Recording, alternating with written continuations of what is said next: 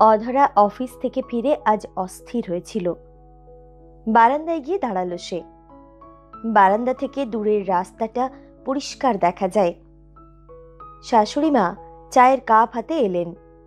জিজ্ঞেস করলেন, কি হয়েছে বলতো তোর আজ? অফিস থেকে ফিরে আমার সাথে একটু গল্পও করলি না। অধরা একটু চমকে গিয়ে তাকালো, তারপর জোর করে মুখে হাসি ফুটিয়ে বলল, কই, কিছু হয়নি তো মা। তারপর চায়ের কাপটা তার হাত থেকে নিয়ে জিজ্ঞেস করলো, তোমার চা কই মা? শাশুড়ি মা বললেন, এই তো তোর সামনেই টেবিলে রাখলাম। এত অন্যমনস্ক কেন তুই আজ? খুব ব্যক্তিগত না হলে আমাকে খুলে বল না, হয়তো আমি কিছু সাহায্য করলেও করতে পারি তোকে। শাশুড়ি মা বিয়ের পর থেকেই তাকে ভীষণ আপন করে নিয়েছেন যে শুধু তাই না, তিনি একদম তার বন্ধু বললেও ভুল হবে না। তবুও তার নিজের ছেলে তো। সে একটু কিন্তু কিন্তু করে বলল, মা, হয়তো বিষয়টা কিছুই নয়। আজ অফিস থেকে বেরিয়ে আমি আমার কলিগ তৃষ্ণার সাথে পাশের মলে গিয়েছিলাম টুকটাক কেনাকাটা করতে। তুমি বলেছিলে না আগামীকাল মান্তুরা আসবে, তাই।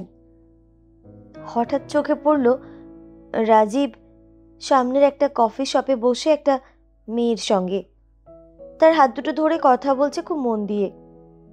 তৃষ্ণা যদি দেখে, তাই আমি তাড়াহুড়ো করে ওখান থেকে চলে গেলাম। তারপর থেকেই। শাশুড়ি মা তাকে থামিয়ে দিয়ে বললেন, তারপর থেকেই ভাবলি তোর বর বুঝি মেয়েটির সাথে পরকীয়া করছে। ওরে পাগলি, তোরা 5 বছর ধরে প্রেম করেছিস, তারপর 3 বছরের বিবাহিত জীবন তোদের। তোর ওর ওপর কেমন ভরসা? তোর একবারও মাথায় এলো না যে তোর অফিসের পাশের মলে রাজীব অন্য মেয়েকে নিয়ে যাবে কেন? ও তো জানে তুই মাঝে মাঝেই যাস ওখানে। আচ্ছা, তুই মেয়েটার মুখ দেখেছিলি? অধরা বলল, না তো মা, ঠিক মতো দেখিনি, একটু আড়াল হয়েছিল মুখটা। তিনি আবার বললেন, তারপর দুঃখে ফোনটা বন্ধ করে বোকার মতো বাড়ি চলে এলি। ওরে, তোর মামা তো দিদি মৌমিতা লন্ডন থেকে এসেছে সপরিবারে, তোকে সারপ্রাইজ দেবে বলে আজ রাজীবকে নিয়ে ওখানে গিয়েছিল। কাল ওদেরও নেমন্তন্ন করেছি রে।